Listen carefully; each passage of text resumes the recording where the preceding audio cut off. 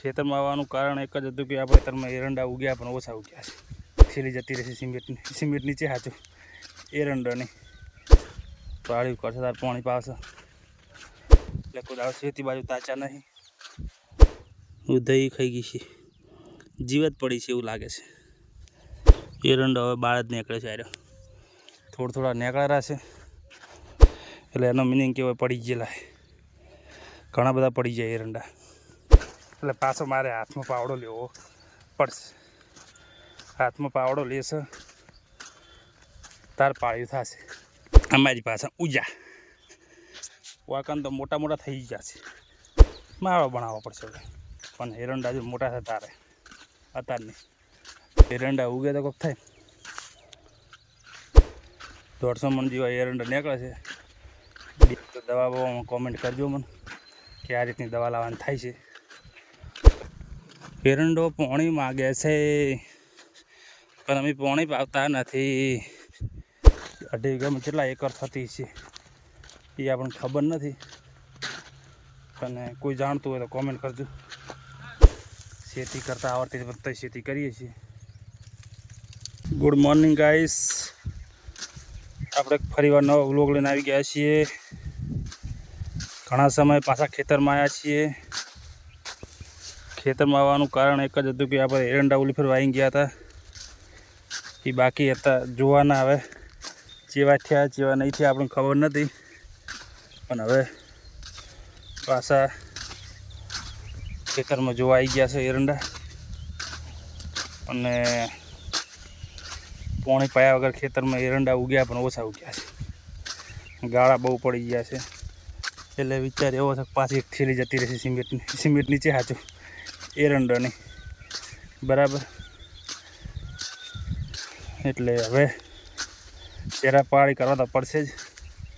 અને પાછું 2 દિવસ પાછી રજા પાડવી પડશે દુકાનની અને ચેરા પાળી કરવા પડશે.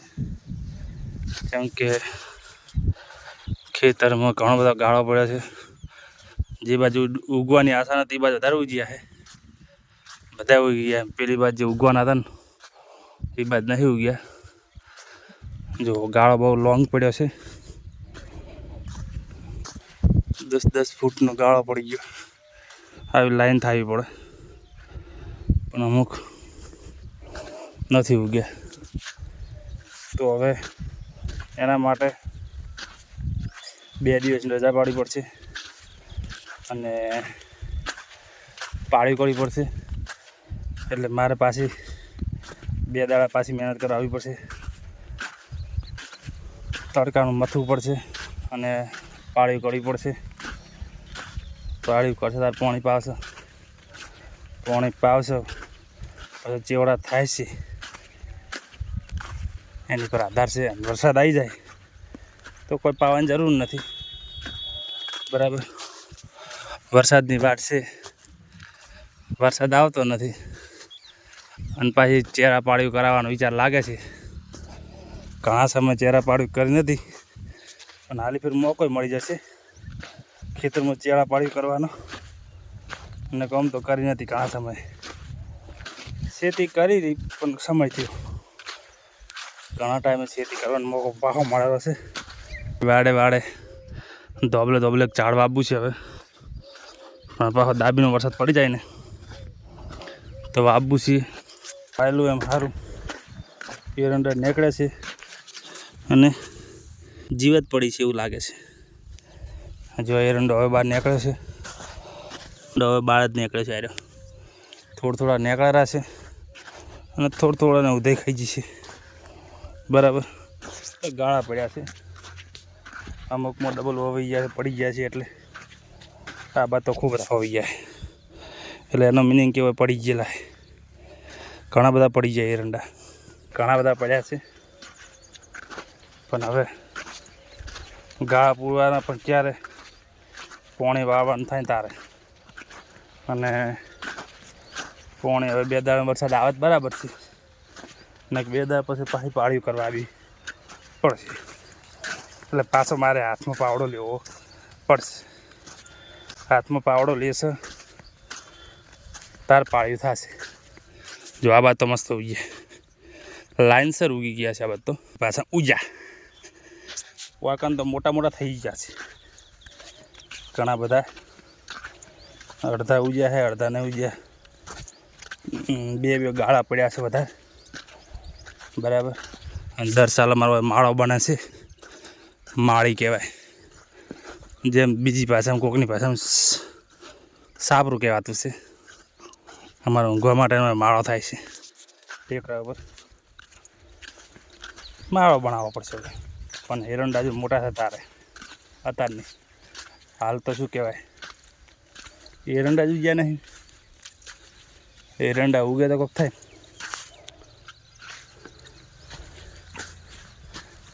આવડા બધા ખેતરમાં પાણી વાળવાનું થશે અને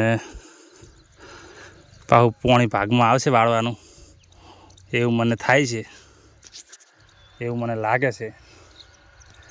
પછી જોઈએ હવે આપણે જેવું થાય છે. 3 વીઘાનો પાટડો છે આર્યો આપણો. 3 વીઘા પૂરા નથી, ઓછો છે. 2.5 વીઘાનો પાટડો છે આપણે. 2.5 વીઘામાં આપણે 150 મણ જેવા એરંડાની ગણતરી હોય છે બરાબર.